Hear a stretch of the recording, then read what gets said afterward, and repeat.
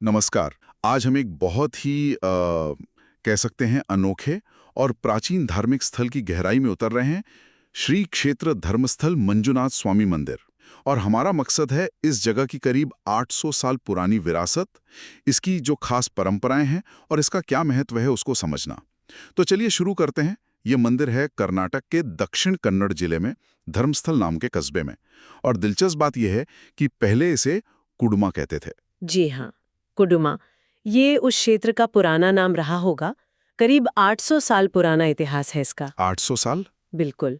और जो बात इसे सच में बहुत खास बनाती है, वो है यहाँ की पूजा पद्धति और मैनेजमेंट का जो तरीका है।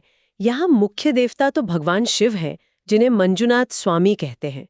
लेकिन साथ ही देवी अम्मा नवरू, जैन तीर्थंकर चंद्रप्रभा और जैन परंपरा के 4 रक्षक देवता भी हैं, जिन्हें स्थानीय भाषा में दैव कहते हैं।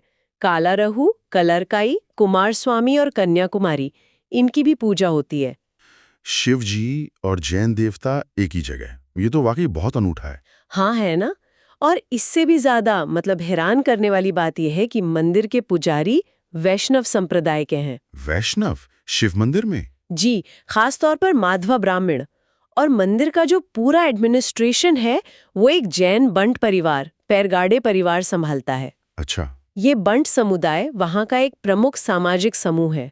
तो सोचिए, पुजारी हिंदू, वैष्णव, प्रशासक जैन, ये धार्मिक मेलजोल का एक अद्भुत नमूना है जो सदियों से चला आ रहा है। ये जानना तो बहुत दिलचस्प है कि इसकी शुरुआत कैसे हुई। मतलब इसके पीछे कोई कहानी भी है, स्रोतों में कुछ मिलता है? हाँ, कहानी भी उतनी ही मजेदार है।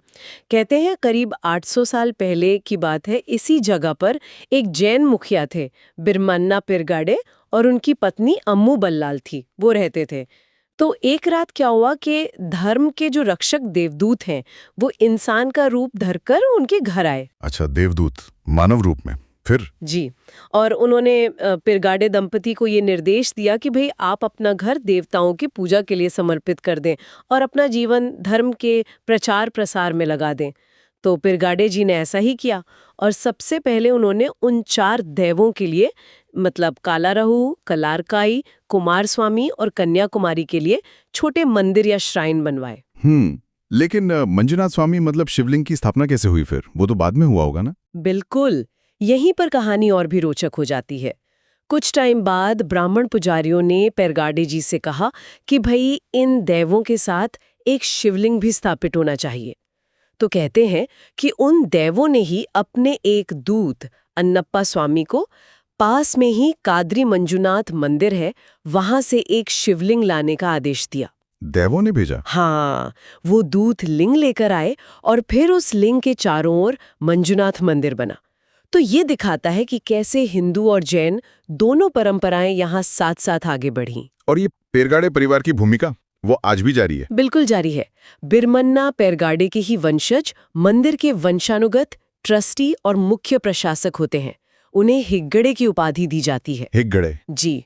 और ये पद परिवार के सबसे बड़े पुरुष सदस्य को मिलता है और वो धर्माधिकारी कहलाते हैं। धर्माधिकारी? तो ये सिर्फ एडमिनिस्ट्रेटर ही नहीं है, इनकी एक और भी खास भूमिका है शायद, स्रोत बताते हैं। हाँ, बिल्कुल सही। उनकी एक पारंपरिक न्यायिक भूमिका भी है जो आज भी चल रही है। वो होयुलू नाम की एक प्रक्रिया है जिसके तहत वो लोगों के आपसी सिविल झगड़ों का निपटारा करते हैं। आज भी? जी हाँ, आज भी ये परंपरा लगभग 20 पीढ़ियों से चली आ रही है।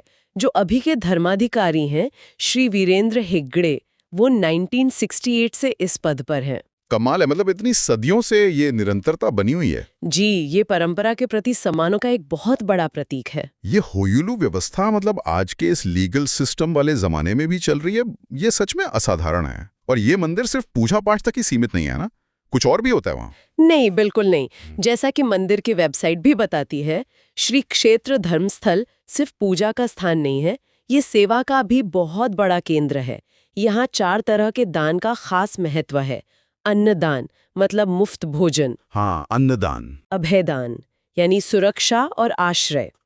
औषध दान मतलब मेडिकल हेल्प। और विद्यादान यानी शिक्षा। रोज हजारों लोगों को वहां मुफ्त भोजन कराया जाता है। वाह! तो कुल मिला के देखें तो ये सिर्फ एक मंदिर नहीं है, ये तो आस्था, सेवा, न्याय और अलग-अलग धार्मिक विचारों के शांतिपूर्ण सह अस्तित्व का एक जीता जागता केंद्र है। निश्चित रूप से 800 साल का इतिहास, जैन और हिंदू परंपराओं का वो अनोखा मेल, पीढ़ियों से चली आ रही प्रशासनिक और न्यायिक व्यवस्था और इतने बड़े पैमाने पर समाज सेवा, ये सब मिलकर धर्मस्थल को एक बहुत ही विशेष स्थान बनाते हैं। तो ये थी श्री क्षेत्र धर्मस्थल मंजुनाथ स्वामी मंदिर की एक संक्षिप्त लेकिन मुझे लगता है काफी गहरी पड़ताल, जहां आस्था और सेवा का एक अद्भुत संगम देखने को मिलता है। हाँ, यहाँ का इतिहास और ये जो परंपराएं हैं, ये वाकई बहुत प्रभावित करती हैं और ये सोचने पर भी मजबूर करती हैं कि कैसे आज के इस आधुनिक युग में भी कुछ संस्थाएं अपनी सदियों पुरानी सामाजिक और यहाँ तक कि न्यायिक भूमिकाओं को इतने प्रभावी ढंग से निभा पा रही हैं। ये अपने आप में एक सोचने वाला सवाल है। बिल्कुल। तो अगर आपको ये जानकारी रोचक लगी हो तो हमारे चैनल को जरूर सब्सक्राइब करें, इस प्रस्तुति को लाइक करें और हाँ, इसे दूसरों के साथ शेयर भी करें। अगली बार फिर मिलेंगे एक और दिलचस्प विषय के साथ। नमस्कार।